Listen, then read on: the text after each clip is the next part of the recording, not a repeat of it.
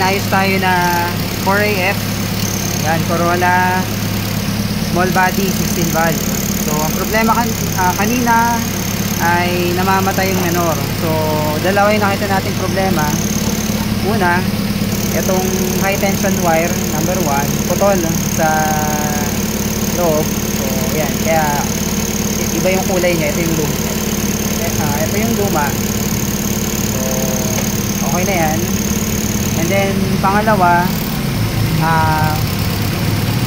madumi yung card. So ang ginawa natin, hand choke lang. So okay na siya. Nakuha sa hand choke, tapos tono. Tinono natin yung yung air and fuel mixture. Ayan. Ayan. So isa pang problema pa lang nakita namin, ito yung connection ng vacuum line para sa vacuum advancer. So yung nakabit dati ay parehas na manifold vacuum. So etong isa, ito yung papunta sa harap, wala na yung tubing niya eh. So nandito siya, kumuha yun sa pinaka ilalim. So yan, manifold siya, papunta dito sa taas. Tapos yung isa, ito yung sa ilalim, papunta naman dito sa likod.